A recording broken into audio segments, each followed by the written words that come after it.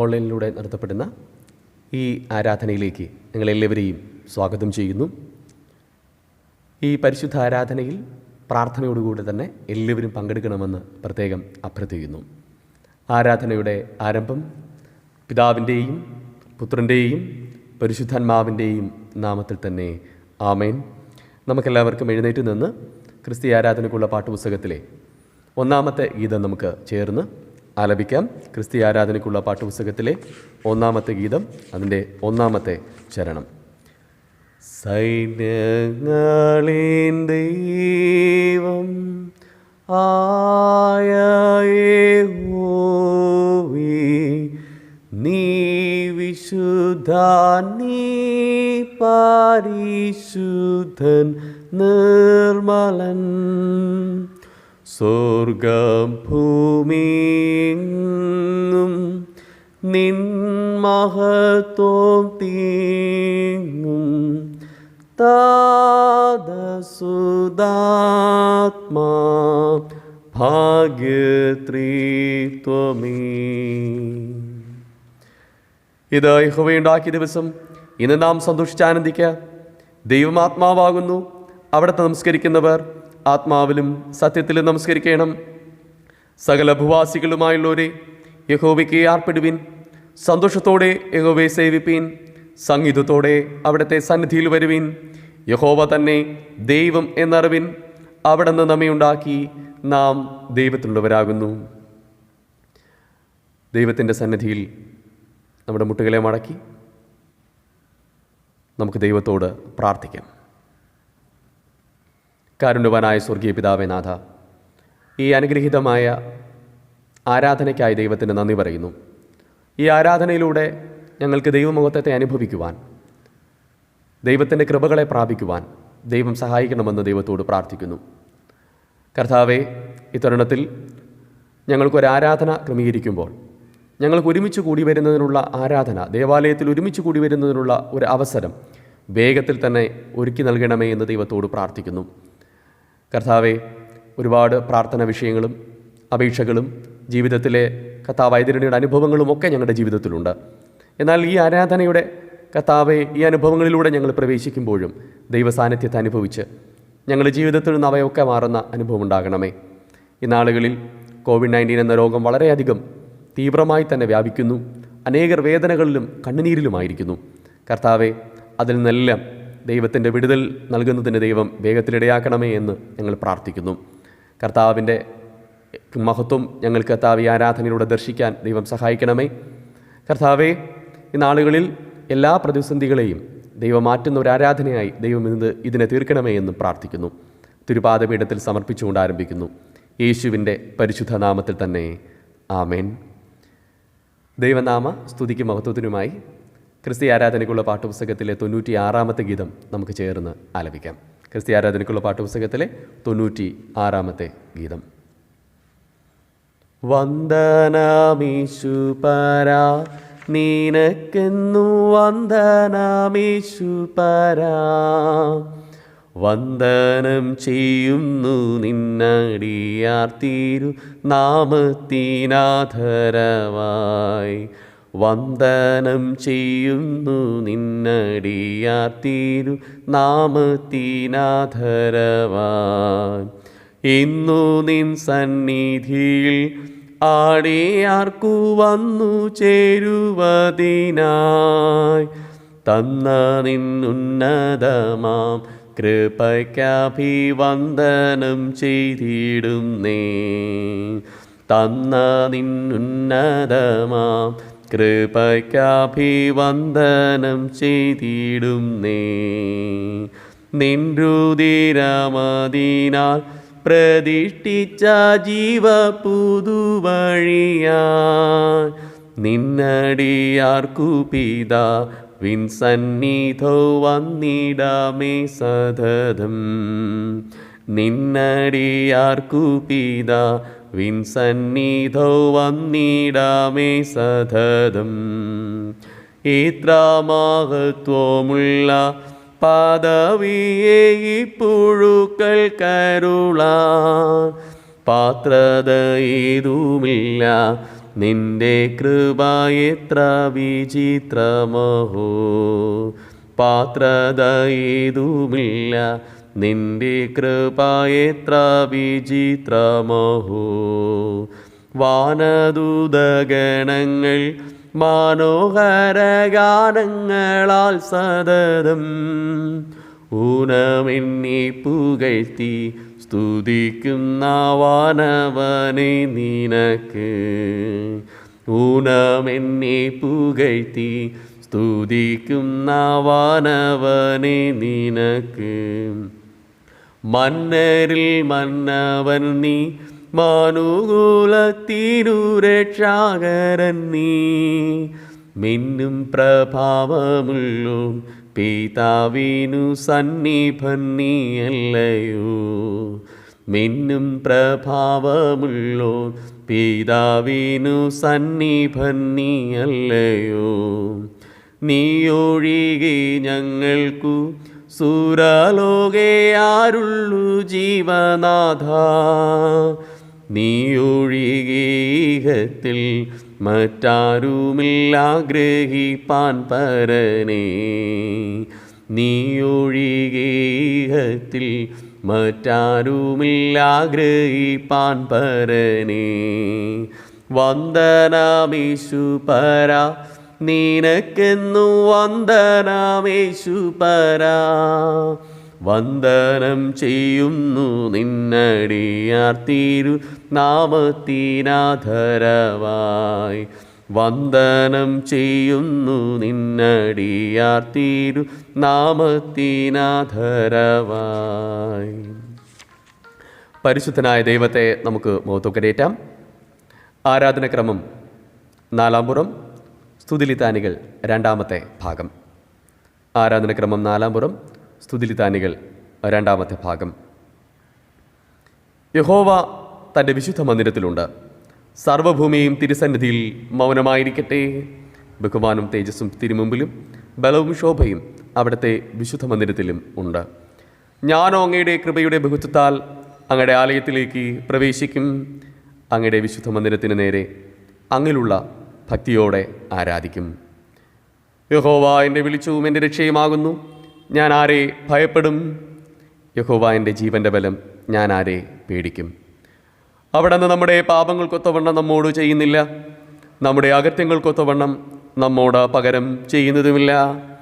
ആകാശം ഭൂമിക്കുമീതെ ഉയർന്നിരിക്കുന്നത് പോലെ അവിടുത്തെ ദയ തൻ്റെ ഭക്തന്മാരോട് വലുതാക്കിയിരിക്കുന്നു. യഹോവ എനിക്ക് ചെയ്ത സകല ഉപകാരങ്ങൾക്കും ഞാൻ എന്ത് പകരം കൊടുക്കും? ഞാൻ രക്ഷയുടെ പാനപാത്രമെടുത്ത് യഹോവയുടെ നാമം വിളിച്ചപേക്ഷിക്കും. ദൈവമേ, എന്നെ ശോധന ചെയ്ത് എൻ്റെ ഹൃദയത്തെ അറിയണമേ. എന്നെ പരീക്ഷിച്ച് എൻ്റെ നിലവുകളെ അറിയണമേ. വ്യസനത്തിലുള്ള മാർഗം എന്നിലുണ്ടോ എന്ന് നോക്കി ശാശ്വത മാർഗത്തിൽ എന്നെ നടത്തണമേ. കർത്താവേ, എൻ്റെ അധരങ്ങൾ തുറക്കണമേ, എന്നാൽ എൻ്റെ വായ് അങ്ങയുടെ സ്തുതി വർണ്ണിക്കും. കർത്താവിൽ പ്രിയ സഹോദരങ്ങളെ, നമ്മുടെ പരമപിതാവായ സർവശക്തിയുള്ള ദൈവത്തിൻ്റെ അളവറ്റ കരുണയാലും സ്നേഹത്താലും നമ്മുടെ പാപങ്ങൾ മോചിക്കപ്പെടേണ്ടതിന് നാം ചെയ്തു പോയ പലവിധ പാപങ്ങളും കുറ്റങ്ങളും മറയ്ക്കാതെ താഴ്മയും അനുതാപവും അനുസരണമുള്ള ഹൃദയത്തോടെ ഏറ്റുപറയാൻ ദൈവവചനം നമ്മെ പ്രേരിപ്പിക്കുന്നു. അതുകൊണ്ട് നമുക്കെല്ലാവർക്കും വിശുദ്ധ ഹൃദയത്തോടും വിനയ ശബ്ദത്തോടും സ്വർഗീയ കൃപാസന സന്നിധിയിൽ നമ്മുടെ പാപങ്ങൾ ഏറ്റുപറയാം. മുട്ടുകളെ മടക്കാം, ദൈവകരങ്ങളിൽ വിനയപ്പെടാം, പ്രാർത്ഥിക്കാം. കഴിഞ്ഞ നാളുകളിൽ നമ്മുടെ ജീവിതത്തിൽ അറിഞ്ഞുമറിയാതെയുമൊക്കെ വന്നു ഭവിച്ച എല്ലാ തിന്മകളെയും ഓർത്ത് ദൈവത്തിൻ്റെ സന്നിധിയിൽ നമുക്ക് വേദനപ്പെടുന്ന ഒരു നിമിഷമായിട്ട് മാറ്റാം. ദൈവത്തിൽ നിന്ന് എന്തെങ്കിലും അകൽച്ച സംഭവിച്ചിട്ടുണ്ടോ? നമുക്കൊന്ന് പരിശോധിക്കാം. നമ്മുടെ ജീവിതത്തെ പുതുക്കുന്നതിന്, നമ്മുടെ ജീവിതത്തിൽ പുതു അവസരങ്ങൾ നൽകേണ്ടതിന് ദൈവത്തോട് പ്രാർത്ഥിക്കാം. ചിന്തയിനാൽ, വാക്കിനാൽ, പ്രവൃത്തിയിനാൽ, നമ്മുടെ പദ്ധതികളിനാൽ ഒക്കെ വന്നുപോയ എല്ലാ ദൈവവിരോധ അനുഭവങ്ങളെയും ദൈവസന്നിധിയിൽ ഇപ്പോൾ മിഴികൾ നിറഞ്ഞ് ദൈവസന്നിധിയിൽ ഏറ്റുപറഞ്ഞിറക്കി വയ്ക്കുന്ന നിമിഷങ്ങളായിട്ട് മാറ്റാം. അല്പനേരം മൗനതയോടുകൂടെ തന്നെ ദൈവസന്നിധിയിൽ നമുക്ക് പ്രാർത്ഥിക്കാം.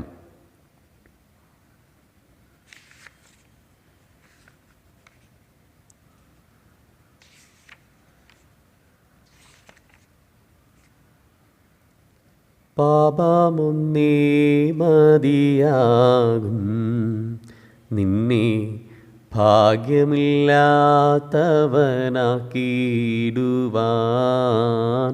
പാപമൊന്നേ മതിയാകും. ആപത്തിൻ കാരണം പാപമെന്നറിയുക നീ. അനവധി സാക്ഷികൾ അവനിയെങ്ങും.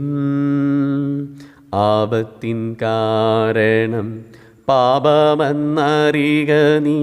അനവധി സാക്ഷികൾ അവനിയെങ്ങും.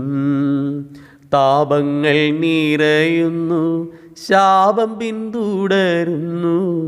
താപങ്ങൾ നിറയുന്നു, ശാപം പിന്തുടരുന്നു.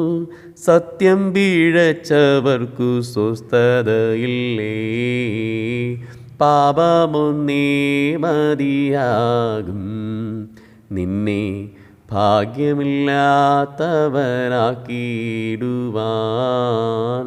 പാപമൊന്നേ മതിയാകും.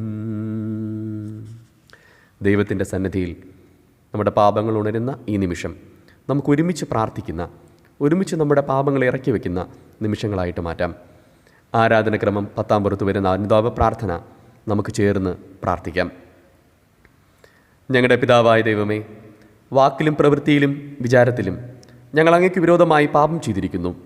ഞങ്ങൾ പൂർണ്ണ മനസ്സോടെ അങ്ങയെ സ്നേഹിച്ചിട്ടില്ല. ഞങ്ങളെപ്പോലെ തന്നെ ഞങ്ങളുടെ അയൽക്കാരെയും സ്നേഹിച്ചിട്ടില്ല. ഞങ്ങളോട് കരുണയുണ്ടാകണമേ. ഞങ്ങളുടെ പാപം മാറ്റി ഞങ്ങളെ ശുദ്ധീകരിക്കണമേ. ഞങ്ങളുടെ സകല കുറ്റങ്ങളിൽ നിന്നും ഞങ്ങളെ രക്ഷിക്കണമേ. ഞങ്ങളുടെ കർത്താവായ യേശുക്രിസ്തു മൂലം ഞങ്ങളുടെ പ്രാർത്ഥന കേൾക്കണമേ. ആമേൻ.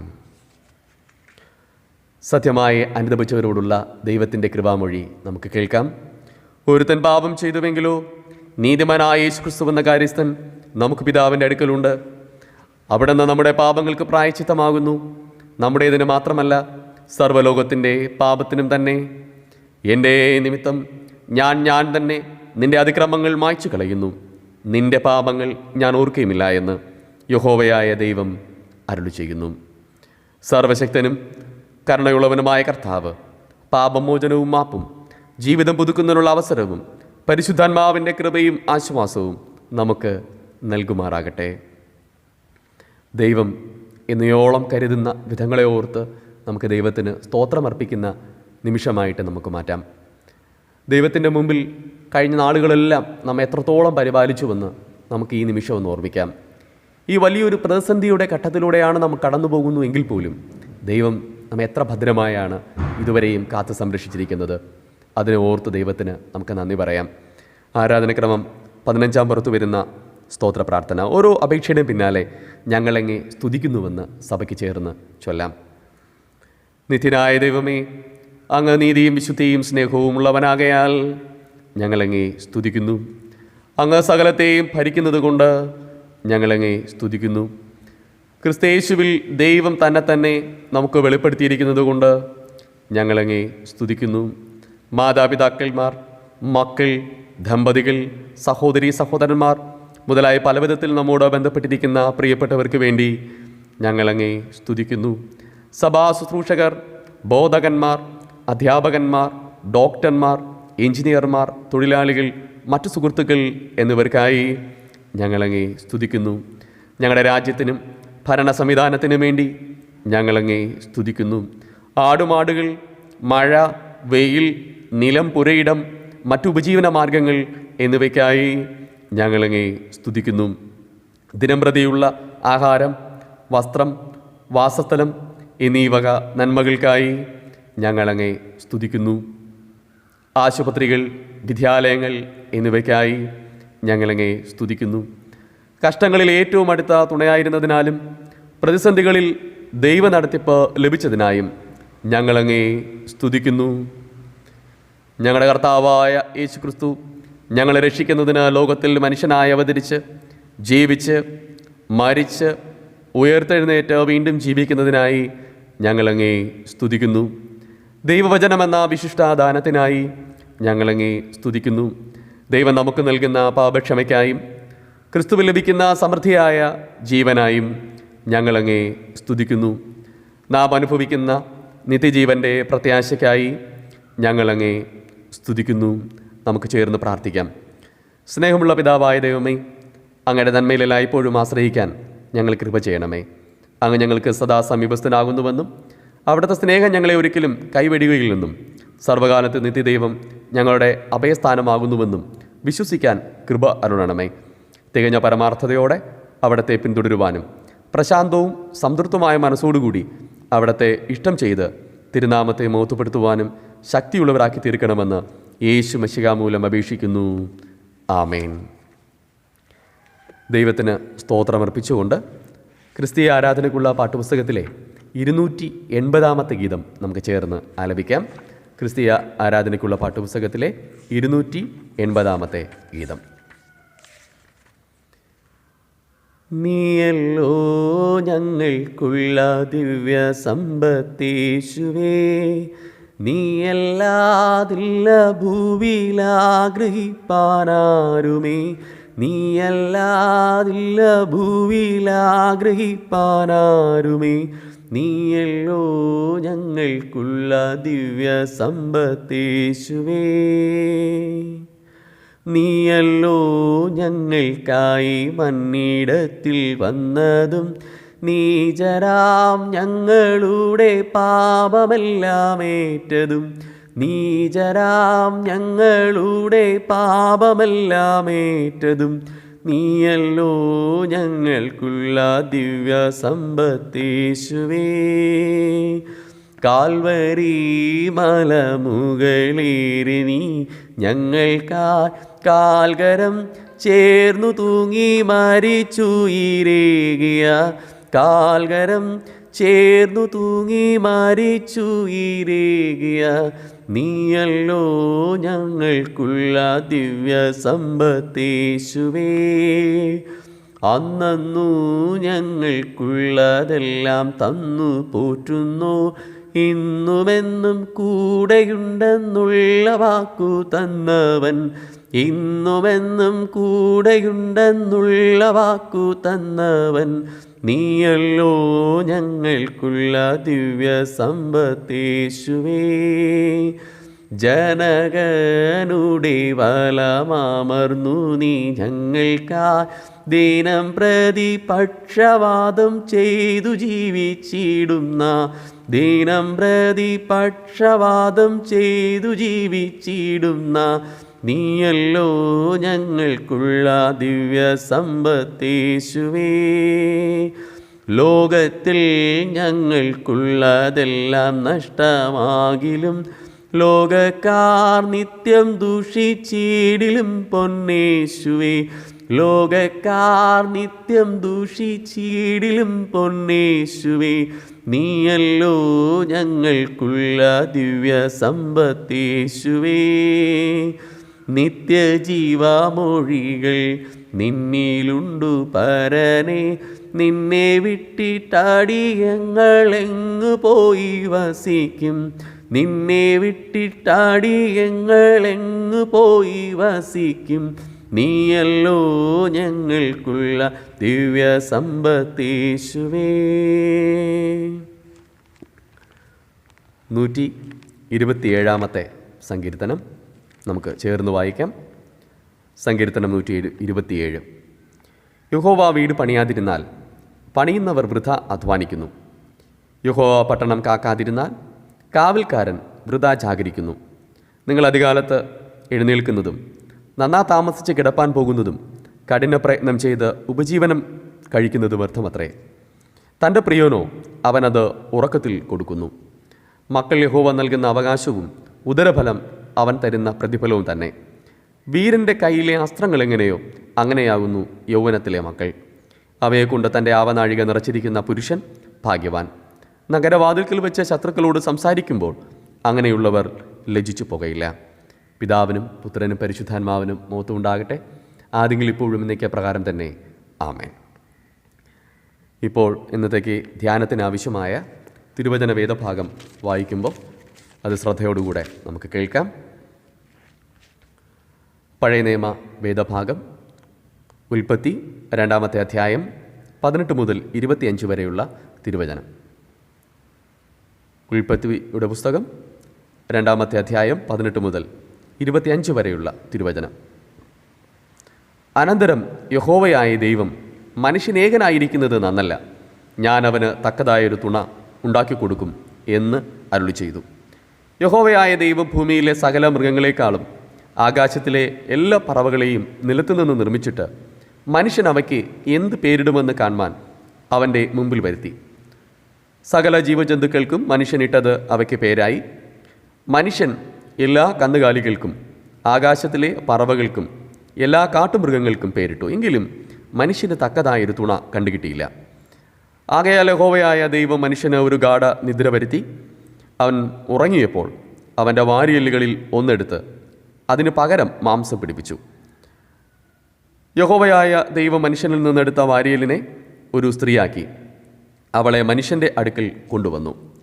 അപ്പോൾ മനുഷ്യൻ, ഇത് ഇപ്പോൾ എൻ്റെ അസ്ഥിയിൽ നിന്ന് അസ്ഥിയും എൻ്റെ മാംസത്തിൽ നിന്ന് മാംസവുമാകുന്നു. ഇവളെ നരനിൽ നിന്നെടുത്തിരിക്കയാൽ ഇവൾക്ക് നാരി എന്ന് പേരാകും എന്ന് പറഞ്ഞു. അതുകൊണ്ട് പുരുഷൻ അപ്പനെയും അമ്മയെയും വിട്ടുപിരിഞ്ഞ് ഭാര്യയോട് പറ്റിച്ചേരും, അവർ ഏകദേഹമായി തീരും. മനുഷ്യനും ഭാര്യയും ഇരുവരും നഗ്നനായിരുന്നു, അവർക്ക് നാണം തോന്നിയില്ല താനും. ഈ തിരുവചന വേദഭാഗത്താൽ നമ്മുടെ ജീവിതത്തെ കൂടുതൽ പ്രകാശിപ്പിക്കാൻ കർത്താവ് നമ്മെ സഹായിക്കുമാറാകട്ടെ. ആമേൻ.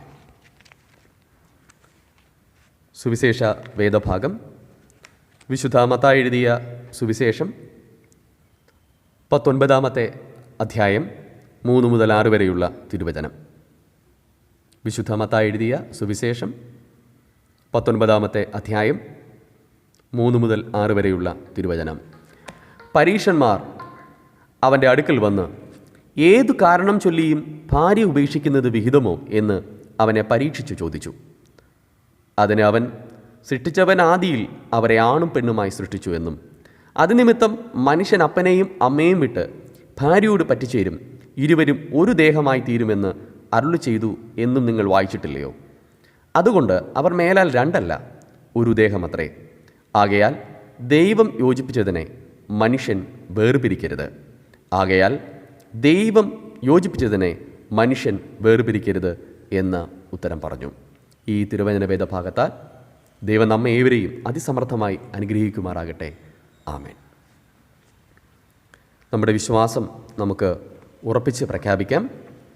അപ്പോസ്തല വിശ്വാസ പ്രമാണം ആരാധനക്രമം 22-ാം പുറത്തിലെ വാക്കുകളിൽ, സർവശക്തിയുള്ള പിതാവായി ആകാശത്തെയും ഭൂമിയെയും സൃഷ്ടിച്ച ദൈവത്തിൽ ഞാൻ വിശ്വസിക്കുന്നു. ദൈവത്തിൻ്റെ ഏകപുത്രനായി നമ്മുടെ കർത്താവായ യേശുക്രിസ്തുവിലും ഞാൻ വിശ്വസിക്കുന്നു. അവിടുന്ന് പരിശുദ്ധാത്മാവിനാൽ കന്യകമറിയിൽ ഉൽപ്പാദിക്കപ്പെട്ട് ജനിച്ചു. പൊന്തിയോസ് പിലാത്തോസിൻ്റെ കീഴിൽ കഷ്ടപ്പെട്ടു, കുരിശിൽ തറയ്ക്കപ്പെട്ടു, മരിച്ച് അടക്കപ്പെട്ടു. അവിടുന്ന് മരിച്ചവരിലേക്ക് ഇറങ്ങി 3-ാം ദിവസം ഉയർത്തെഴുന്നേറ്റു.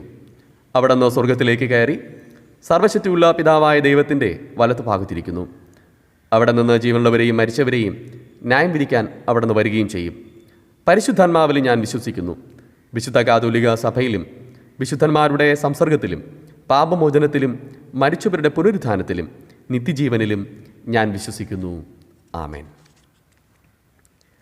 നമുക്കെല്ലാവർക്കും മധ്യസ്ഥ പ്രാർത്ഥനയ്ക്കായിട്ട് ദൈവസന്നിധിയിൽ വിനയപ്പെടാം. ദൈവകരങ്ങളിൽ നമ്മുടെ ജീവിതത്തെയും നമ്മുടെ ആവശ്യങ്ങളെയും ദൈവമുമ്പാകെ പങ്കുവയ്ക്കുന്ന നിമിഷങ്ങളായിട്ട് നമുക്കിതിനെ വേർതിരിക്കാം. നമുക്കൊരുപാട് വേദനകളും ഭാരങ്ങളും പങ്കുവയ്ക്കുവാനുണ്ടാവും. നാം ദൈവത്തിൻ്റെ അരികിലായിരിക്കുന്നു. ദൈവം നമ്മുടെ പിതാവായിട്ട് നമ്മുടെ അരികിലുണ്ട്. ആ വിശ്വാസത്തോടുകൂടെ തന്നെ നമുക്ക് പൂർണ്ണമായിട്ട് പ്രാർത്ഥിക്കാം. ഈ നാളുകളിലെ അതിതീവ്രമായി വ്യാപരിക്കുന്ന ഈ മഹാമാരിക്കെതിരെയും ദൈവത്തിൻ്റെ സന്നിധിയിൽ പ്രാർത്ഥിക്കാം. രോഗികളായിരിക്കുന്നവരെ നമുക്ക് ഓർമ്മിക്കാം. അധ്വാനിക്കുന്ന പ്രിയപ്പെട്ടവരെ സമർപ്പിച്ച് പ്രാർത്ഥിക്കാം. പഠിക്കുന്നവർക്കായി നമുക്ക് ദൈവമുമ്പാകെ പ്രാർത്ഥിക്കാം. നമ്മുടെ ദേശത്തിന് വേണ്ടി നമുക്ക് അപേക്ഷിക്കാം. നമ്മുടെ കുടുംബങ്ങൾക്ക് വേണ്ടി പ്രാർത്ഥിക്കാം. നമ്മുടെ മഹായിടവയ്ക്ക് വേണ്ടി, തിരുമേനിക്ക് വേണ്ടി, ഭാരവാഹികൾക്ക് വേണ്ടി പ്രാർത്ഥിക്കാം. നമ്മുടെ ഡിസ്ട്രിക്റ്റിന് വേണ്ടി, അതിൻ്റെ കീഴിലെ സഭകൾക്ക് വേണ്ടി പ്രാർത്ഥിക്കാം.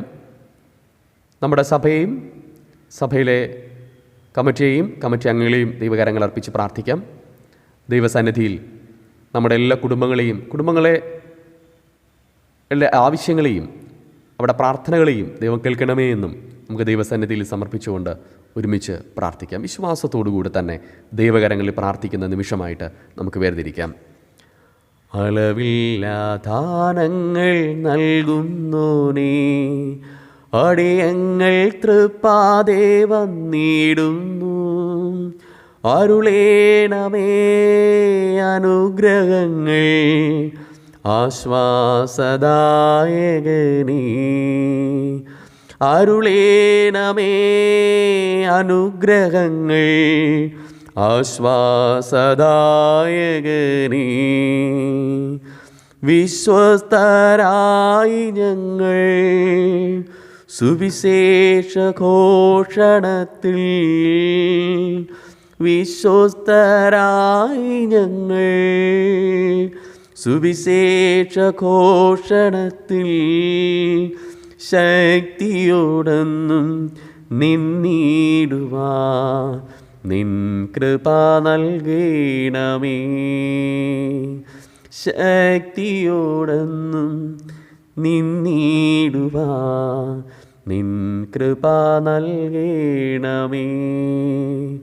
അളവില്ലാ ദാനങ്ങൾ നൽകുന്നോനേ, അടിയങ്ങൾ തൃപ്പാതെ വന്നിടുന്നു.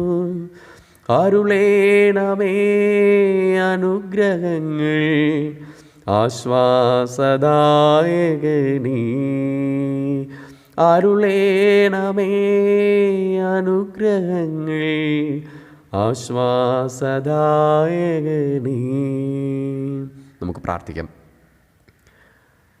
കരുണ നിറഞ്ഞ സ്വർഗീയ പിതാവേ, ഈ അനുഗ്രഹീതമായ ആരാധനയുടെ നിമിഷങ്ങൾക്കായി ദൈവത്തിന് നന്ദി പറയുന്നു. ഞങ്ങൾ ദൈവമുമ്പാകെ പ്രാർത്ഥനയ്ക്കായിട്ട് വരുമ്പോൾ ദൈവമേ, ഞങ്ങളുടെ പ്രാർത്ഥന അങ്ങ് ശ്രദ്ധ വെച്ച് കേൾക്കണമേ. ഈ നാളുകളിൽ ഒരുപാട് വേദനകളുടെയും കഷ്ടതകളുടെയും നടുവിലാണ്. സാമ്പത്തികമായ പ്രതിസന്ധികൾ, രോഗത്തിൻ്റെ പ്രതികൂലങ്ങൾ, ഞങ്ങൾക്ക് തന്നെ ജീവിക്കുവാനുള്ള എല്ലാ ചുറ്റുപാടുകളും താറുമാറായിരിക്കുന്ന അനുഭവങ്ങൾ. കർത്താവെ, ചുറ്റിലും വേദനകളും കഷ്ടങ്ങളും അനുഭവിക്കുന്നവർ, കർത്താവെ, ഈ മഹാമാരിക്കൊപ്പം മഴയുടെ കെടുതികൾ അനുഭവിക്കുന്ന പ്രദേശങ്ങൾ, കർത്താവെ, ഇത്തരത്തിലുള്ള വേദനകളിലായിരിക്കുന്ന എല്ലാവരെയും ഞങ്ങൾ ഓർത്ത് പ്രാർത്ഥിക്കുന്നു.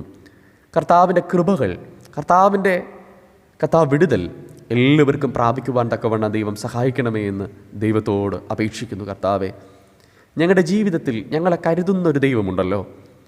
ഞാൻ നിങ്ങളെ ഒരു നാളും കൈവിടുകയുമില്ല, ഉപേക്ഷിക്കുകയുമില്ല എന്ന് പറയുന്നൊരു ദൈവമുണ്ടല്ലോ. ആ ദൈവത്തിൻ്റെ കൃപകളെല്ലാവരും അനുഭവിക്കുവാൻ ദൈവം സഹായിക്കണമേ. കർത്താവെ, രോഗികളായിരിക്കുന്നവർക്കായി പ്രാർത്ഥിക്കുന്നു. എല്ലാ രോഗങ്ങളെയും ദൈവമേ വിടുവിക്കണമേ. ഇന്ന് ഈ ആരാധനയോടൊപ്പം ചേർന്ന് പ്രാർത്ഥിക്കുന്ന എല്ലാവർക്കും രോഗസൗഖ്യവും അവരുടെ രോഗങ്ങളിലെ പൂർണ്ണമായ കർത്താവെ യേശുവെ വിടുതലും അവർക്ക് അനുഭവിക്കാൻ ദൈവം സഹായിക്കണമെന്ന് പ്രാർത്ഥിക്കുന്നു. എല്ലാവരോടും ദൈവത്തിൻ്റെ കൃപ കൂടിയിരിക്കണമേ. അധ്വാനിക്കുന്നവർക്കായി പ്രാർത്ഥിക്കുന്നു. വിദേശങ്ങളിലും സ്വദേശങ്ങളുമായിരുന്ന് അധ്വാനിക്കുന്നവരുണ്ട്. ദൈവമേ, അവർക്കായൊക്കെ പ്രാർത്ഥിക്കുകയാണ്. അവരെല്ലാവരും അനുഗ്രഹിക്കാൻ, അവർക്കൊക്കെ ദൈവത്തിൻ്റെ കൃപകളും നന്മകളും ദൈവമേ പകരാൻ പരിശുദ്ധന്മാവെ അങ്ങിടയാക്കണമേ എന്ന് ദൈവത്തോട് പ്രാർത്ഥിക്കുന്നു. കർത്താവെ, അങ്ങയുടെ കരങ്ങളിൽ ഞങ്ങളുടെ കർത്താവെ പഠിക്കുന്ന മക്കൾക്കായി പ്രാർത്ഥിക്കുന്നു. പഠിക്കാൻ പുതിയൊരു കർത്താവെ സംവിധാനങ്ങളിലേക്ക് എത്തിയിരിക്കുന്നു. സ്കൂളുകളിൽ പോയി പഠിക്കാൻ കഴിയാത്ത അവസ്ഥ, എന്നാൽ അവരുടെ കർത്താവെ ബുദ്ധിയും ശക്തിയും ഉയർത്തുന്ന തലത്തിലേക്ക് ഈ പഠനക്രമങ്ങളെയും ദൈവം ബലപ്പെടുത്തണമേ. അത് ഉൾക്കൊള്ളാനുള്ള കഴിവുകളെയും ദൈവമേ ഞങ്ങളുടെ മക്കൾക്ക് നൽകണമെന്ന് പ്രാർത്ഥിക്കുന്നു. കർത്താവ് വിദേശങ്ങളായിരുന്നു പഠിക്കുന്നവർക്കായും പ്രാർത്ഥിക്കുന്നു. ദൈവം അവരെയും അവിടെ സുരക്ഷിതമായി കാത്തുകൊള്ളണമേ. കർത്താവിൻ്റെ തിരുസന്നിധിയിൽ ഞങ്ങളുടെ ഈ ദേശത്തിനായി, ദേശത്തിലെ കുടുംബങ്ങൾക്കായി പ്രാർത്ഥിക്കുന്നു. കുടുംബം അനുഗ്രഹിക്കപ്പെടുവാൻ, ദേശം അനുഗ്രഹിക്കപ്പെടുവാൻ സഹായിക്കണമേ. ഞങ്ങളുടെ സഭയിലെ എല്ലാ കുടുംബങ്ങളെയും ഞങ്ങൾ കർത്താവെ ഓർത്ത് പ്രാർത്ഥിക്കുന്നു.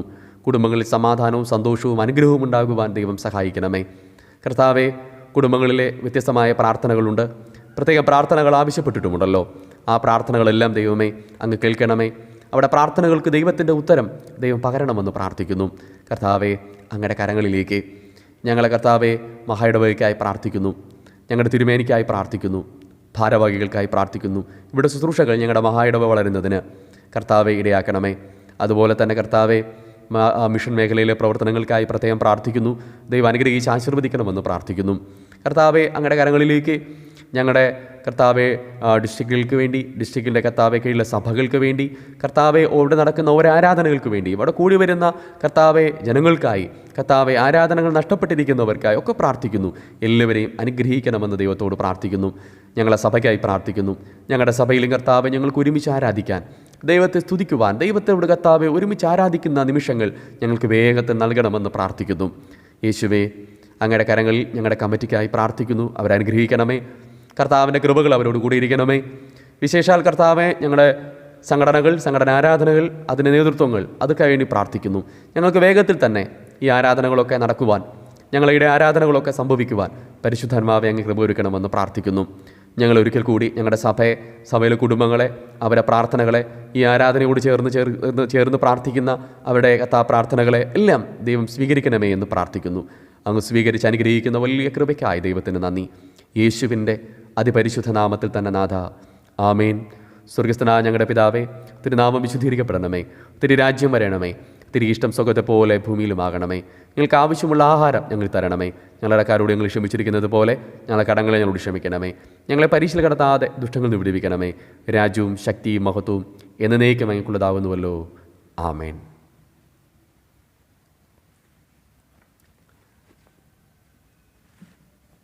ദൈവ തിരുനാമത്തിന് മഹത്വം ഉണ്ടാകട്ടെ. അല്പനേരം നാം ദൈവവചന കേൾവിക്കായിട്ട് ഒരുങ്ങുകയാണ്. അപ്പോൾ അതിനു വേണ്ടിയിട്ടുള്ള ഒരുക്കത്തോടുകൂടെയും ദാഹത്തോടുകൂടെയും നിങ്ങളാകണമെന്ന് ഞാൻ പ്രത്യേകം ആഹ്വാനം തരുന്നു. നമുക്കൊരു നിമിഷം തിരുവചനത്തിന് വേണ്ടി നമ്മുടെ കണ്ണുകളടച്ച് നമുക്കൊന്ന് പ്രാർത്ഥിക്കാം. ഞങ്ങളെ കരുതുന്നവനായ സ്വർഗ്ഗപിതാവേ, തിരുവചനത്തിലൂടെ ഞങ്ങളോട് ഇടപെടുകയും ഞങ്ങൾക്ക് ആവശ്യമായ ദൈവിക കൃപ വരങ്ങളെ ദൈവം നൽകുവാനും ദൈവം സഹായിക്കണം. കർത്താവിൻ്റെ കൃപ ഞങ്ങളോട് കൂടെ ഇരിക്കുന്ന, ഞങ്ങൾക്ക് പകരുന്ന എല്ലാ കൃപകൾക്കായും ദൈവത്തിന് നന്ദി. വചനം ഞങ്ങളിലേക്ക് ഇറങ്ങി ദൈവമേ, ഈ ആരാധനയുടെ ഈ നിമിഷങ്ങൾ ഞങ്ങൾ വചനധ്യാനത്തിനായി വേർതിരിക്കുമ്പോൾ ഞങ്ങളിലേക്ക് ഇറങ്ങുന്ന അനുഭവമായി ദൈവമേ തീരുമാറാകണം. അങ്ങനെ തിരുസന്നിധിയിൽ സമർപ്പിച്ചുകൊണ്ട് ഞങ്ങളെ, ഞങ്ങളുടെ ജീവിതത്തെ, ഞങ്ങളുടെ സഭയൊക്കെ സമർപ്പിച്ചുകൊണ്ട് ഞങ്ങൾ ആരംഭിക്കുന്നു. ദൈവകൃപ കൂടെ ഇരിക്കണമേ. യേശുവിൻ്റെ നാമത്തിൽ തന്നെ ആമേൻ. ഇന്ന് അല്പസമയ ധ്യാനത്തിനായി നൽകിയിരിക്കുന്ന വിഷയം വിവാഹം, ഉടമ്പടിയുടെ ആഘോഷം. വിവാഹം, ഉടമ്പടിയുടെ ആഘോഷം എന്നും കാലികമായ ഒരു വിഷയമാണ് ഈ വിവാഹം എന്ന് പറയുന്ന വിഷയം. വാസ്തവത്തിൽ കേരളത്തിൽ ജീവിക്കുന്ന നാം ഈ വിഷയം കുറച്ച് അതിജാഗ്രതയോടുകൂടെ നമ്മൾ ചിന്തിക്കേണ്ടിയിരിക്കുന്നു. കഴിഞ്ഞ നാളുകളിൽ എൻ്റെ ഒരു സുഹൃത്ത് എന്നോട് പറഞ്ഞ ഒരു വാക്കുകൾ ഇങ്ങനെയാണ്. അദ്ദേഹത്തിൻ്റെ ഭാര്യ പറഞ്ഞ വാക്കാണ്. വിവാഹ ജീവിതം ആരംഭിച്ച് 2 മാസം കഴിയുമ്പോൾ ആ ഭാര്യ അദ്ദേഹത്തോട് പറഞ്ഞു, എനിക്ക് ഈ വിവാഹമോചനം വേണം, എനിക്ക് നിന്നോടൊപ്പം ജീവിക്കാൻ എനിക്ക് താല്പര്യമില്ല. ഇത് കേട്ടപ്പോൾ അദ്ദേഹം താർന്നുപോയി. അതിൻ്റെ പ്രതിഫലനമായിട്ടാണ് അദ്ദേഹം എന്നോട് വന്ന് ആ സങ്കടം പങ്കുവച്ചത്. എനിക്കിപ്പോൾ പറയാനുള്ളത്, ഇത് ഒറ്റപ്പെട്ട എൻ്റെ ഒരു സുഹൃത്തിൻ്റെ സംഭവം മാത്രമല്ല. ഇത് പല കുടുംബങ്ങളിലും പല വൈവാഹിക ജീവിതങ്ങളിലും ഇന്നാളുകളിൽ ഉയരുന്ന ഒരു ശബ്ദമാണ്. വിവാഹമോചനം, ഡിവോഴ്സ്, അതൊരു സാധാരണ പദമായി ഇന്ന് മാറിക്കഴിഞ്ഞിരിക്കുന്നു. അപ്പോൾ ഇവിടെ മധ്യേ കുടുംബജീവിതത്തിൻ്റെ പവിത്രത, വിവാഹ ജീവിതത്തിൻ്റെ പവിത്രത, അത് നമ്മൾ ധ്യാനിക്കേണ്ടിയിരിക്കുന്നു, അതിനെക്കുറിച്ച് പഠിക്കേണ്ടിയിരിക്കുന്നു. അതിൻ്റെ മഹത്വത്തിലേക്ക് നമ്മുടെ കുടുംബങ്ങളെ നമ്മൾ ആനയിക്കേണ്ടത് വളരെ ആവശ്യമായ ഒരു കാര്യമാണ്. നമുക്ക് ചില കണക്കുകളെ ഒന്ന് നോക്കുമ്പോൾ ഇന്ത്യയിൽ നടക്കുന്ന വിവാഹമോചനത്തിൻ്റെ കണക്കുകൾ ഇങ്ങനെയാണ്. 1000 വിവാഹം നടക്കുമ്പോൾ അതിൽ 3 വിവാഹങ്ങളാണ് ഡിവോഴ്സിലേക്ക് നടക്കുന്നത് എന്നാണ് പറയുന്നത്. 13 വിവാഹങ്ങൾ 13 വിവാഹങ്ങൾ ഡിവോഴ്സിലേക്ക് നയിക്കപ്പെടുന്നു. എന്നാൽ കേരളത്തിൻ്റെ കണക്ക് വളരെ വേദനാജനകമാണ്. കേരളത്തിൽ ഓരോ മണിക്കൂറിലും 5 കേസ് വീതം, ഒരു ഡിവോഴ്സ് കേസ് വീതം, 5 ഡിവോഴ്സ് കേസ് വീതം ഓരോ മണിക്കൂറിൽ എന്ന വണ്ണം രജിസ്റ്റർ ചെയ്യപ്പെടുകയാണ്. പത്ര കണ്ട് വളരെ എണ്ണത്തിൽ കൂടുന്നുണ്ട് കേരളം. അതുകൊണ്ട് തന്നെയാണ് ടൈംസ് ഓഫ് ഇന്ത്യ പറഞ്ഞു, കേരളം ഡിവോഴ്സിൻ്റെ ക്യാപിറ്റലായി മാറാൻ പോവുകയാണെന്ന്. അപ്പോൾ ഇതിനെതിരെ നമ്മൾ പ്രാർത്ഥിക്കേണ്ടിയിരിക്കുന്നു. പ്രവർത്തിക്കേണ്ടിയിരിക്കുന്നു. കാരണം ഇത് നമ്മുടെ കുടുംബമാണ്, ഇത് നമ്മുടെ കുടുംബത്തിൻ്റെ ആവശ്യമാണ്. ഈ നാളുകളിൽ നമുക്ക് സിനിമകളിലെയോ അല്ലെങ്കിൽ സീരിയലുകളുടെയോ ഒക്കെ സ്വാധീനമാണോ എന്നറിയില്ല. ലെറ്റ്സ് ബ്രേക്കപ്പ് അല്ലേ, നമുക്ക് പിരിയാം എന്ന് പറയുന്ന ഒരു സാധാരണപ്പെട്ടൊരു വാക്കായി, ഒരു പുതിയൊരു വാക്ക് നമ്മുടെ യുവാക്കളുടെ ഇടയിലേക്ക് അത് വളരെ ശക്തമായി കടന്നു വന്നുകൊണ്ടിരിക്കുന്നു. ഒരു തമാശ പോലെ ഇട്ടിട്ട് മാറ്റുന്ന ഒരു വസ്ത്രം കണക്ക് അവർക്ക് പറയാൻ കഴിയുന്ന ഒരു അനുഭവത്തിലേക്ക് ഈ നാളുകളിൽ കഴിയുന്നു. അപ്പോൾ ഈ അവസരത്തിൽ നമ്മൾ വിവാഹം എന്താണ്, വിവാഹത്തിൻ്റെ ദൈവസന്നിധിയിലെ കാഴ്ചപ്പാടുകൾ എന്താണ്, അപ്പം അതിനെ നമ്മൾ കുറച്ച് ആഴമായിട്ട് തന്നെ നമുക്ക് മനസ്സിലാക്കണം. വിവാഹത്തെക്കുറിച്ച് നമ്മൾ ചിന്തിക്കുമ്പോൾ നമ്മൾ ഇന്നത്തെ വിഷയമെന്ന് പറയുന്നത്, ഞാൻ പറഞ്ഞു, വിവാഹം ഉടമ്പടിയുടെ ആഘോഷമെന്നാണ്. വിവാഹം ഉടമ്പടിയുടെ ആഘോഷം. അപ്പോൾ വിവാഹം എന്താണ്, ഉടമ്പടി എന്താണ്, ഇതെല്ലാം നമ്മൾ അറിയണം. വിവാഹ ജീവിതത്തെ വേദപുസ്തകത്തിൻ്റെ കാഴ്ചപ്പാടിൽ നമ്മൾ കാണുമ്പോൾ മാത്രമേ അതിന് പൂർത്തീകരണം ഉണ്ടാവൂ. അപ്പോൾ അത് ഞാൻ പറയുന്നതിന് തൊട്ട് മുമ്പ് ഈ ഉടമ്പടി എന്താണെന്ന് പറഞ്ഞിട്ട് അതിലേക്ക് കടക്കാം. എന്താണ് ഉടമ്പടി? കോവനൻ്റ് എന്നാണ് നമ്മൾ വിളിക്കുന്നത്. ദൈവം മനുഷ്യനുമായി നടത്തുന്ന കരാറുകളെ അല്ലെങ്കിൽ മാറ്റമില്ലാത്ത പ്രതിജ്ഞയാണ് ഈ ഉടമ്പടി എന്ന് വിളിക്കുന്നത്. ദൈവം മനുഷ്യനുമായി നടത്തുന്ന മാറ്റമില്ലാത്ത പ്രതിജ്ഞയാണ് ഉടമ്പടി. അപ്പോൾ ഇവിടെ ദൈവം മനുഷ്യനുമായിട്ടാണ്. അപ്പോൾ ഇവിടെ പുരുഷനും സ്ത്രീയും ദൈവവും മുമ്പാകെയാണ് ഈ ഒരു തീരുമാനമെടുക്കുന്ന കാര്യം നമ്മൾ മറന്നു പോകരുത്. അതുകൊണ്ട് തന്നെയാണ് ഈ വിവാഹമെന്ന വിശുദ്ധ കൂദാശ അല്ലെങ്കിൽ വിവാഹമെന്ന വിശുദ്ധ ആരാധന അത് നമ്മുടെ ദേവാലയത്തിനകത്ത് വെച്ച് നടത്തുകയാണ്. ഞാൻ കൂദാശ എന്ന വാക്ക് ഉപയോഗിക്കുമ്പോൾ ചിലപ്പോൾ ചിലർക്കൊരു ആശയക്കുഴപ്പമുണ്ടാവും. നമ്മുടെ സഭ ഇതിനെ കൂദാശയായിട്ട് കാണുന്നില്ല. പക്ഷേ പൗരസ്ത്യ സഭകളിൽ ഇതിനൊരു കൂദാശയായിട്ടാണ് കാണുന്നത്. കാരണം അത്രത്തോളം പ്രാധാന്യമുണ്ട് എന്ന് അർത്ഥം. അപ്പോൾ ഈ വിവാഹമെന്ന് പറയുന്നത് ഉടമ്പടി പറഞ്ഞപ്പോൾ നിങ്ങൾക്ക് കിട്ടിയിട്ടുണ്ടാവും. ദൈവത്തിൻ്റെ സന്നിധിയിൽ പുരുഷനും സ്ത്രീയും അവരൊരുമിക്കുകയാണ്. അത് ദൈവത്തിൻ്റെ സൃഷ്ടിയുടെ പൂർണ്ണതയ്ക്കായി അവരൊന്നായി മാറുന്നു. ആ അനുഭവമാണ് ഈ വിവാഹമെന്ന് പറയുന്നത്. അവർ പിന്നെ രണ്ടല്ല, അവർക്ക് രണ്ടായി ചിന്തിക്കുന്നത് തന്നെ തെറ്റാണ്. അവരൊന്നായി തീരുന്ന അനുഭവമാണ്. അപ്പോൾ ഇവിടെ ഇന്ന് നമ്മൾ വിവാഹത്തെക്കുറിച്ച് വേദപുസ്തകത്തിൽ എന്തൊക്കെയാണ് പറയുന്നതെന്ന് നമുക്കൊന്ന് ചിന്തിക്കാം. അപ്പോൾ അതിന് പ്രധാനപ്പെട്ടതായിട്ട് ഞാൻ എടുക്കുന്നത് ഇന്ന് നമ്മൾ വായിച്ചു കേട്ട പഴയ നിയമ വേദഭാഗത്തിലെ ഉൽപ്പത്തി പുസ്തകം 2-ാമത്തെ അധ്യായം അതിൻ്റെ 18 മുതലുള്ള വാക്യങ്ങളിൽ നമുക്കത് കുറച്ച് കാണാൻ കഴിയുന്നെങ്കിലും ഞാൻ ഓരോ വാക്യങ്ങളെ ഒന്ന് എടുത്തുനിന്ന് വായിക്കാം. 18-ാമത്തെ വാക്യം പറയുന്നു, അനന്തരം യഹോവയായ ദൈവം മനുഷ്യനേകനായിരിക്കുന്നത് നന്നല്ല, ഞാൻ അവന് തക്കതായൊരു തുണ ഉണ്ടാക്കി കൊടുക്കും എന്ന് അരുളി ചെയ്തു. അപ്പോൾ മനുഷ്യൻ ഏകനായിരിക്കുന്നത് കണ്ടിട്ടാണ് തക്കതായ ഒരു തുണ അവനുണ്ടാക്കി കൊടുക്കുന്നത്. അപ്പോൾ ഏകത്വം മാറ്റുവാനും തക്ക തുണകളായിട്ടാണ് പുരുഷനെയും സ്ത്രീയെയും ദൈവം സൃഷ്ടിച്ചിരിക്കുന്നത്. 21-ാമത്തെ വാക്യം പറയുന്നു, ആകയാൽ യഹോവയായ ദൈവം മനുഷ്യനൊരു ഗാഢനിദ്ര വരുത്തി. അവൻ ഉറങ്ങിയപ്പോൾ അവൻ്റെ വാരിയെല്ലുകളിൽ നിന്ന് ഒന്നെടുത്ത് അതിന് പകരം മാംസം പിടിപ്പിച്ചു. 22 ഇങ്ങനെ പറയുന്നു, യഹോവയായ ദൈവം മനുഷ്യനിൽ നിന്നെടുത്ത വാരിയെല്ലിനെ ഒരു സ്ത്രീയാക്കി അവളെ മനുഷ്യൻ്റെ അടുക്കൽ കൊണ്ടുവന്നു. അതായത് സ്ത്രീ എന്നത് പുരുഷനിൽ നിന്ന് തന്നെ ഉള്ള ഭാഗമാണ്. അതായത് ഇരുവരും ഒരു ശരീരത്തിൻ്റെ ഭാഗമാണ്. അത് ആ പൂർവ്വ അവസ്ഥയിലേക്ക് എത്തിച്ചേരുന്നത് വിവാഹത്തിലൂടെയാണ്. അവർ ഒന്നെന്നുള്ള അനുഭവത്തിലായിരുന്നു. അതിൻ്റെ ഭാഗമായിട്ടായിരുന്ന സ്ത്രീയെ വേർപെടുത്തി ദൈവം അവൻ്റെ കയ്യിലേക്ക് കൊടുക്കുന്നു, പുരുഷൻ്റെ കയ്യിലേക്ക്. വിവാഹത്തിലൂടെ അത് വീണ്ടും ഒന്നായിത്തീരുന്ന അനുഭവം. അപ്പം അതുകൊണ്ടാണ് അവിടെ പറയുന്നത് 24-ാമത്തെ വാക്യത്തിൽ, അതുകൊണ്ട് പുരുഷൻ അപ്പനെയും അമ്മയെയും വിട്ടുപിരിഞ്ഞ് ഭാര്യയോട് പറ്റിച്ചേരും, അവർ ഏകദേഹമായി തീരും. ഇത് ഏകദേഹത്തിൻ്റെ ഭാഗമാണ്. അതുകൊണ്ട് തന്നെ വിവാഹത്തിലൂടെ ഇവർ ഏകദേഹമായി തീരുന്ന ഒരു അനുഭവമാണ് നമുക്ക് കാണാൻ കഴിയുന്നത്. അപ്പോൾ ഇതുകൊണ്ട് നമ്മൾ മനസ്സിലാക്കേണ്ടത്, കുടുംബജീവിതത്തിൽ ഞാനെന്ന് പറയുന്ന പദം പറയുമ്പോൾ അതിൽ പുരുഷനും സ്ത്രീയും ഒരുമിച്ചാണ്, അതേ ഭാര്യയും ഭർത്താവും ഒരുമിച്ചാണ് കാണേണ്ടത്. അല്ലാതെ ഞാൻ, നീ അങ്ങനെയുള്ള പദങ്ങൾ വേർതിരിച്ച് നിൽക്കാൻ പാടില്ല.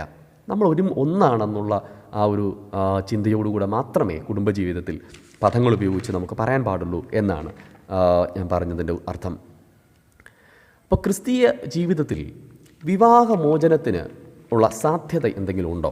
നമുക്ക് ചിലപ്പോൾ തോന്നും ക്രിസ്തീയ ജീവിതത്തിൽ വിവാഹമോചനത്തിനുള്ള സാധ്യത അങ്ങനെ ഉണ്ടോ, അങ്ങനെ ചെയ്യാമോ? ഈ ചോദ്യവുമായിട്ട് യേശുവിൻ്റെ അടുക്കൽ പരീക്ഷന്മാരിൽ കർത്താവിനെ കാണാനായിട്ട് വന്ന ഭാഗമാണ് മത്തായി എഴുതിയ സുവിശേഷത്തിൽ നമ്മൾ കാണുന്നത്. നമുക്കൊന്ന് വായിച്ചു നോക്കാം. അവിടെ പരീക്ഷന്മാർ ഒന്ന് ചോദിക്കുകയാണ്. 3-ാമത്തെ വാക്യം, മത്തായി സുവിശേഷം 19-ാമത്തെ അധ്യായം 3-ാമത്തെ വാക്യം. പരീക്ഷന്മാർ അവൻ്റെ അടുക്കൽ വന്ന് ഏത് കാരണം ചൊല്ലി ഭാര്യ ഉപേക്ഷിക്കുന്നത് വിഹിതമോ എന്ന് അവനെ പരീക്ഷിച്ച് ചോദിച്ചു. അത് പരീക്ഷിച്ചാണ് കർത്താവിൻ്റെ സന്നിധിയിൽ ചോദിച്ചത്. എങ്കിലും വിവാഹമോചനത്തെ പറ്റിയുള്ള യേശുവിൻ്റെ മറുപടി നമുക്ക് കിട്ടും. കർത്താവ് അതിന് മറുപടി പറയാണ് 4-ാമത്തെ വാക്യവും 5ഉം 6-ാമത്തെ വാക്യവും. അതിന് യേശു സൃഷ്ടിച്ചവൻ ആദിയിൽ അവരെ ആണും പെണ്ണുമായി സൃഷ്ടിച്ചുവെന്നും അത് നിമിത്തം മനുഷ്യൻ അപ്പനെയും അമ്മയും വിട്ട് ഭാര്യയോട് പറ്റിച്ചേരും, ഇരുവരും ഒരു ദേഹമായി തീരും എന്ന് അരുളി ചെയ്തുവെന്നും നിങ്ങൾ വായിച്ചിട്ടില്ലയോ? അതുകൊണ്ട് അവർ രണ്ടല്ല ഒരു ദേഹമത്രേ. ആകയാൽ ദൈവം യോജിപ്പിച്ചതിനെ മനുഷ്യൻ വേർപിരിക്കരുത്. ഇത് നമ്മുടെ ഹൃദയത്തിൽ നമ്മൾ കരുതേണ്ട ഒരു കാര്യമാണ്. വിവാഹ ജീവിതത്തിലേക്ക് പ്രവേശിക്കുന്നവരും എന്നാൽ വിവാഹത്തിലേക്ക് ഒരു കുടുംബമായി മാറ്റപ്പെടുമ്പോൾ അവർക്ക് ചുറ്റുപാടുള്ള എല്ലാവരും ഇത് ഉൾക്കൊള്ളണം. ഇത് ദൈവമാണ് യോജിപ്പിച്ചത്, ഇതിൽ മനുഷ്യൻ്റെ കൈകടത്തൽ ഇല്ല. അപ്പോൾ ആ ദൈവത്തിൻ്റെ ഹിതമാണ് ഇവിടെ നിറവേറുന്നത് എന്ന് പൂർണ്ണമായിട്ട് നമുക്ക് കാണാനായിട്ട് കഴിയണം.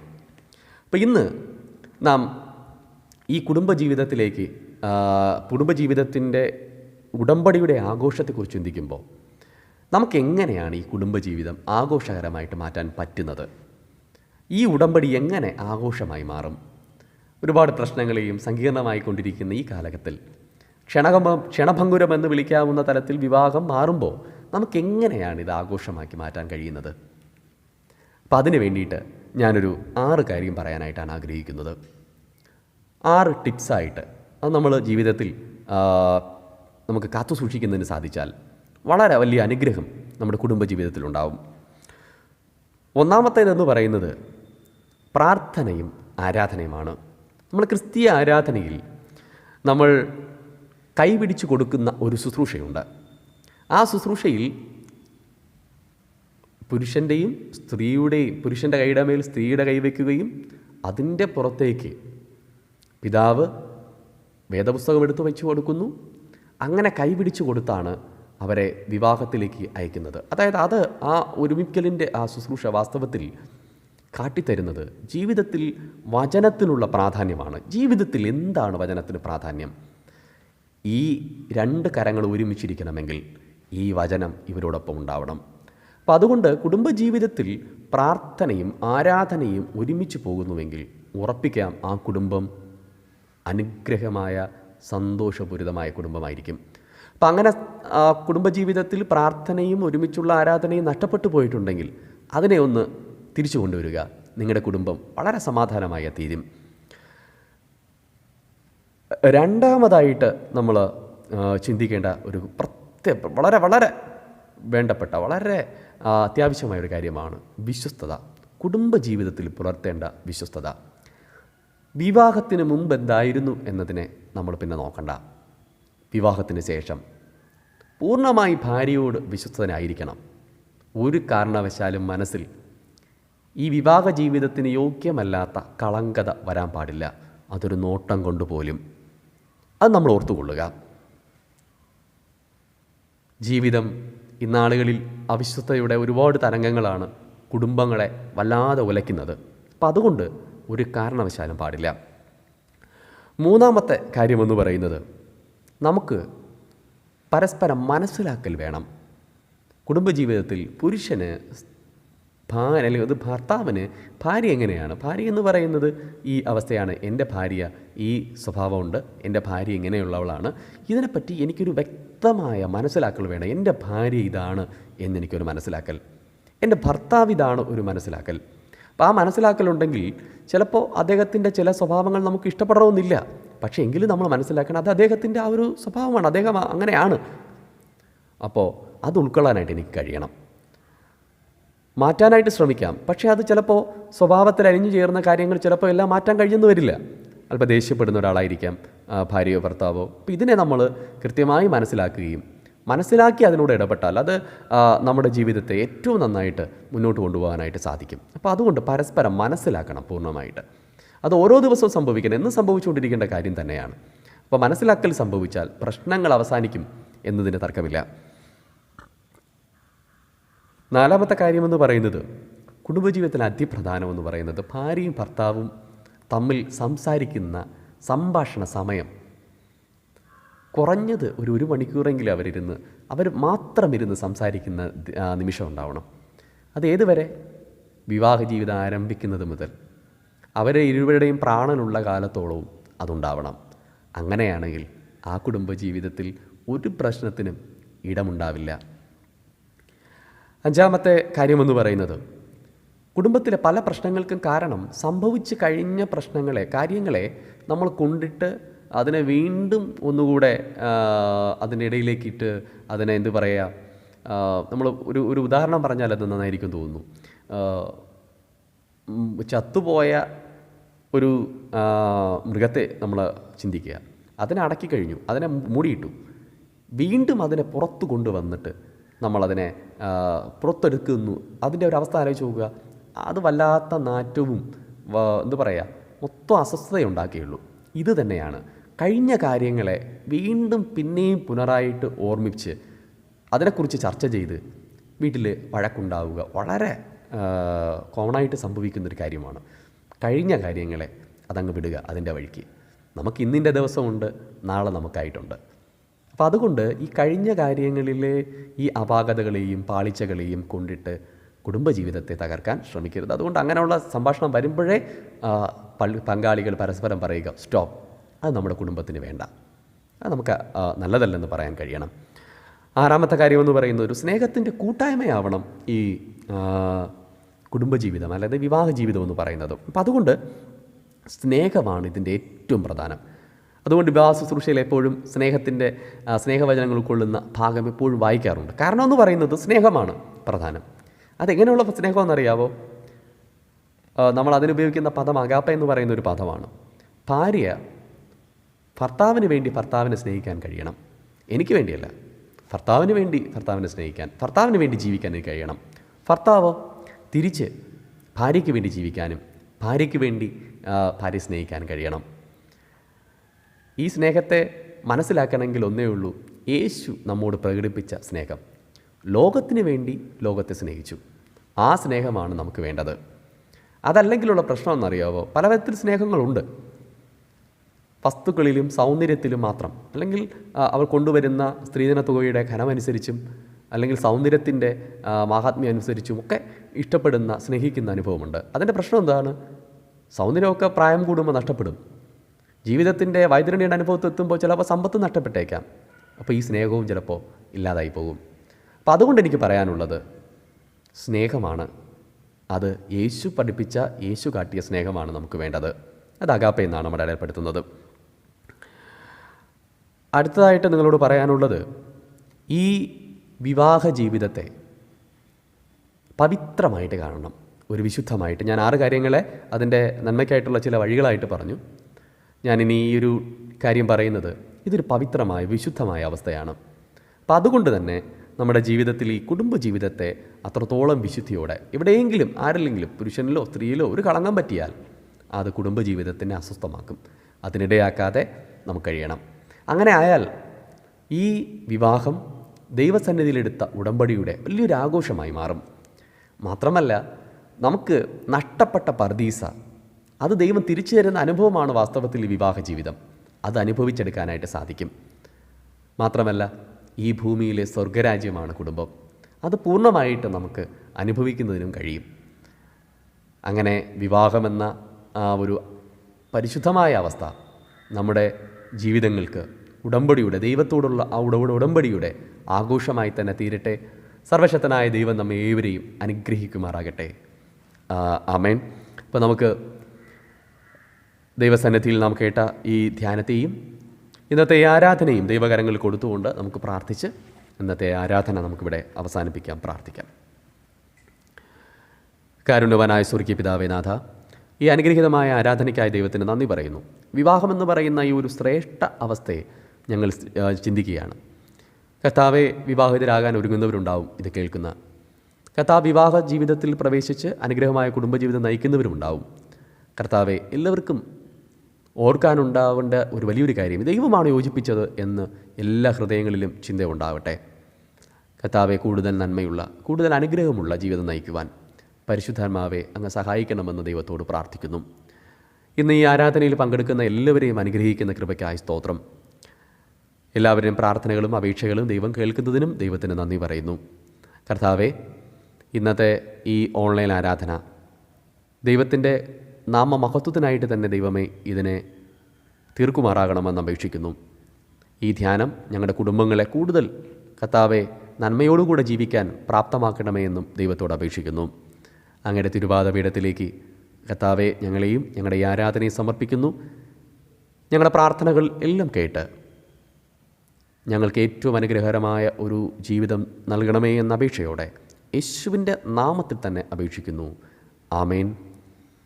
ആശീർവാദം നമ്മുടെ കർത്താവായ യേശു ക്രിസ്തുവിൻ്റെ കൃപയും പിതാവായ ദൈവത്തിൻ്റെ സ്നേഹവും പരിശുദ്ധാത്മാവിൻ്റെ നിരന്തരമായ സംസർഗം കൂട്ടായ്മയും ഇന്നത്തെ ഈ ആരാധനയോടും ആരാധനയിൽ പങ്കെടുത്ത എല്ലാ വ്യക്തികളോടും അവരുടെ പ്രാർത്ഥനകളോടും കർത്താവെ തുടർ ജീവിതത്തിലെ അവരുടെ എല്ലാ പ്രവർത്തനങ്ങളോടും ഇന്നു മുതൽ നീ കർത്താവിൻ്റെ വരവോടും കൂടി ഇരിക്കുമാറാകട്ടെ. ആമേൻ. അനുഗ്രഹത്തോടെ ഇപ്പോൾ അയക്കാടിയാനേ ഹോവായേ മനസലിവുടയ മഹോന്നത പരനി വന്ദനം നിനക്കാമേ. മനസലിവുടയ മഹോന്നത പരനി വന്ദനം നിനക്കാമേ. എൻ മനമേ യഹോവയെ വാഴ്ത്തുക, എൻ്റെ സർവാന്തരംഗവുമേ അവൻ്റെ വിശുദ്ധ നാമത്തെ വാഴ്ത്തുക. എൻ മനമേ യഹോവയെ വാഴ്ത്തുക, അവൻ്റെ ഉപകാരങ്ങളൊന്നും മറക്കരുത്.